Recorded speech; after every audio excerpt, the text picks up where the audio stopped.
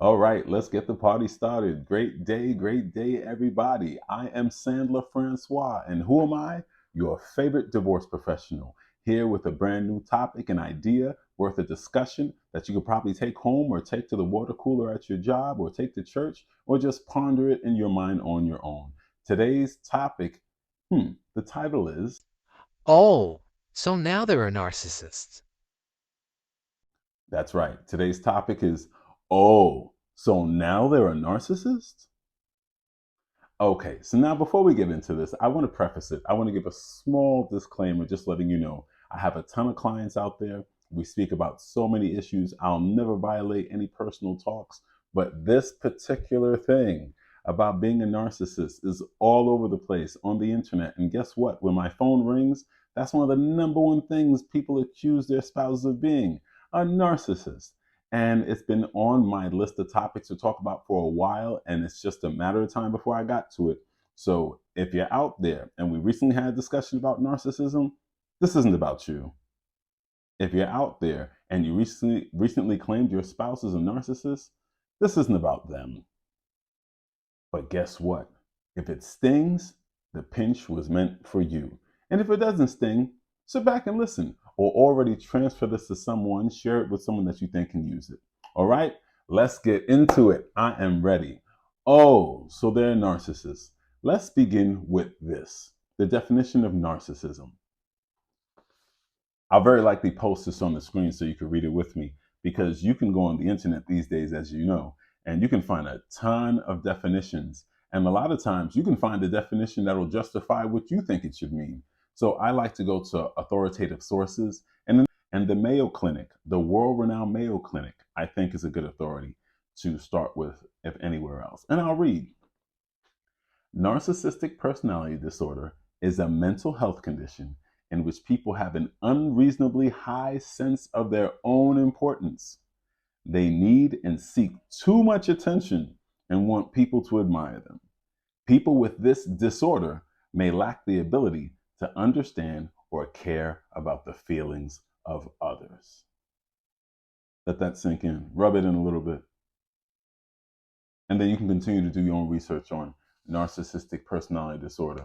And we'll continue using that definition and using that simple definition as the lead in how I try to talk my talk about the things that I've experienced when my phone rings at my office and people call me and they give me a whole long, drawn out situation as to what's leading to their divorce. And the word narcissism tends to be included. So now let's dance with this a little bit. Let's dance with it. Now, if you go back to the definition as it was outlined that I shared with you a moment ago, if you really think about it, well, at least to me, this sounds like almost everybody in America. This sounds like the preacher of my church. It sounds like the babysitter. It sounds like the dog walker. It sounds like the banker. And many people like to say it sounds like our former president, Trump. But guess what? I'm not going to go there. This sounds like almost everybody. So I think it's really important that you're careful before you use the terms like narcissist or narcissism when you're describing anyone. Why? Because a person can have narcissistic traits, but not be a narcissist. How can I make this easier to understand? I got something. So let's say you sneeze, and let's say you're sneezing all day. Does that necessarily mean you have a cold? Does that necessarily mean you're going to get a cold? Probably not. Probably not. There are a list of things that need to be in place for you to say you have a cold and to truly have one. So just sneezing doesn't mean you have a cold. Just coughing doesn't mean you have a cold. So the same thing with narcissism. Just because you may display one trait doesn't mean you're fully in the bucket of narcissism. Like that's really you. But a lot of times people use issues and stories and minor bullet points that tend to justify how they feel about someone else. And they say, Yeah, that person's a narcissist. so I really want you to be careful, just like I'm going to be very careful. Because guess what? You and I have something in common. Well, you and most of myself and most of you out there have something in common together. We're not doctors. We're not psychologists. We're not psychiatrists. We're not counselors. We're not trained. And one thing I know from speaking to many therapists, I have clients who are therapists.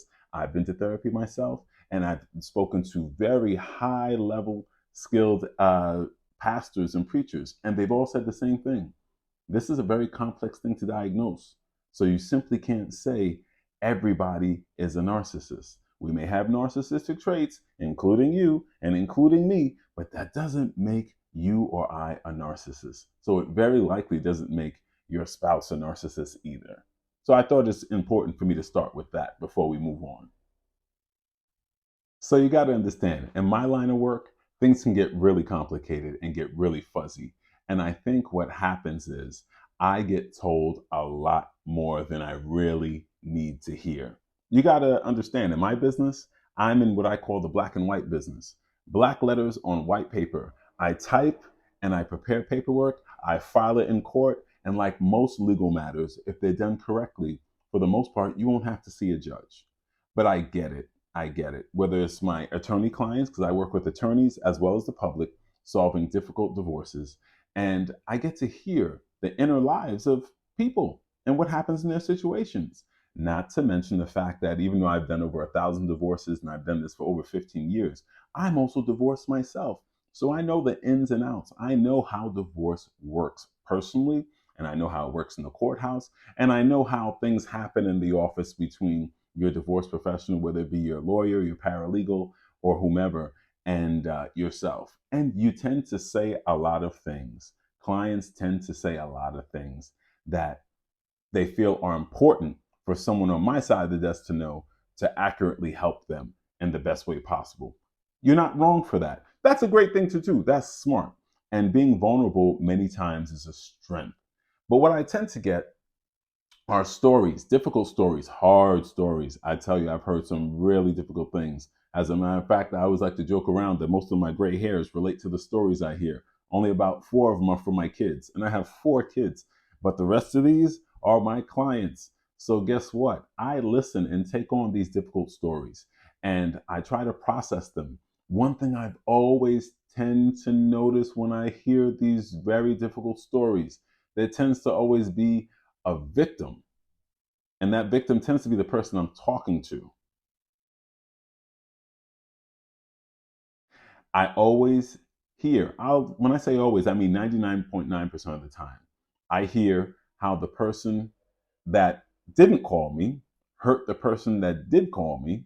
And if I let it go on long enough, then I tend to sit back and hear the following words: toxic, abusive, oppressive, and today's keyword, narcissist. So what happens in my training, I've learned, and I start to listen, and I start to ask, like, well, how long have you been married? A lot of times people have been married 5 years or more, 10 years, 15 years. They have a ton of kids. They bought a house together. And then now, for some reason, they feel like they've discovered that this person is a narcissist. Oh, so now they're a narcissist. Okay, I won't dispute that. I won't say you're wrong. I won't say you're inaccurate. I'll just say it's very, very, very popular, especially over the past 3 years, especially in this internet space. I've seen a lot of people claim that their ex or their spouse or their baby other parent, you know, is so narcissistic and how they had to get away from this toxic behavior. Hmm. Oh, so the person you had a child with, the person you bought a house with, the person that you stood across in the church or the mosque or the temple, and you swore you'd be married to for the rest of your life, no matter what happens, for sickness and death, richer or poorer. And these issues kind of fall in there. But now, I think many of the time, some people call me and they use that trait just to solidify the fact that they are a victim and the other person's the bad person. I don't tend to run with that very easily. Listen, I'll let anybody say whatever they want to say. And I tend not to correct people.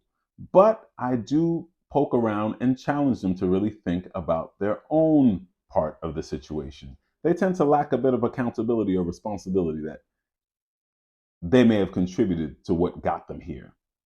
Because all of a sudden, the person you love, the person you had a child with, the person that you swore you trusted, the person you even said was your best friend for the rest of your life. Now that things get difficult, and they can get difficult, the best thing for you to call them is a narcissist. Oh, so now they're a narcissist. Okay. And that's it for today. That's pretty much it. I hope you hung in all the way till the end. I know it took a lot of strength because, I enjoy doing this, but it wasn't pleasant to talk about.